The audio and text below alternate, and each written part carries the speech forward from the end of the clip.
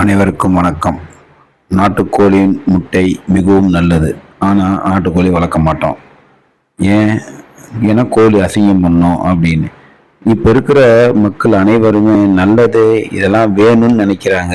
ஆனால் அதை இலகுவாக கிடைக்க ரொம்ப கஷ்டப்பட்டு அதிக பணம் கொடுத்து வாங்கிட்டு இருக்கோம். உங்களுக்கு சிம்பிளாக ஒரு வேலை சொல்கிறேன். நாட்டுக்கோழிகள் குறைந்தது 4-5 மாதம் முதல் முட்டையிட ஆரம்பிக்கும். கிராமத்தில் போனீங்கன்னா கண்டிப்பாக 4 வயசு 4-5 மாதம் இருக்கிற கோழிகள் கிடைக்கும். நீங்கள் கோழியை அடை வச்சு குஞ்சு பொறிச்சினா மட்டும்தான் சேவல் தேவை, இல்லைன்னா முட்டை தானாக போடும்.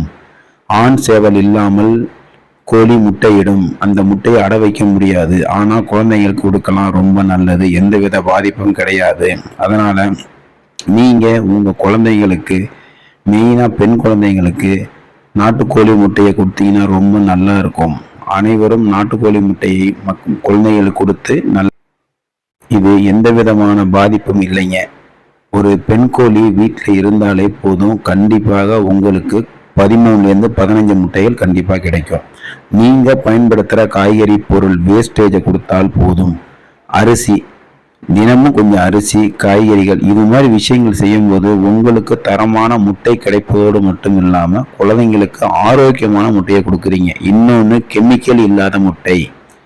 திரும்பி சொல்கிறேன், பிராய்லர் முட்டை கெடுதின்னு நான் சொல்ல வரல. ஆனால் அந்த பிராய்லர் முட்டைக்கு கொடுக்குற கெமிக்கல் எவ்வளோன்னு உங்களுக்கே தெரியும். எல்லாத்தையும் ஆண்ட்ராய்டு மொபைல் இருக்குது, ஆன்லைனில் செக் பண்ணி பாருங்கள். நாட்டுக்கோழிகள் வளர்க்குற ரொம்ப சிரமம்லாம் ஒன்றும் கிடையாது. உங்கள் வீட்டு மாடியில் கொஞ்சோண்டு இடம் இருந்தால் போதும். அப்படி இல்லையா, கோழி காலில் ஒரு சின்ன கயிறை கட்டி விட்டிங்கன்னா அது பாட்டுக்கு மேய்ஞ்சிட்டு இருக்குங்க. கோழி அசிங்கம் பண்ணணும்னு நிறைய பேர் அந்த கோழி வளர்க்குறது இல்லை. ஆனால் கோழி வச்சுருந்தா வீட்டில் நிறைய விஷப்பூச்சிகள் வரும்னு சொல்கிறாங்க. கோழி வளர்த்தா எந்த விதமான விஷப்பூச்சிகளும் வராது. தாராளமாக நீங்கள் கோழியை வளர்க்கலாம்.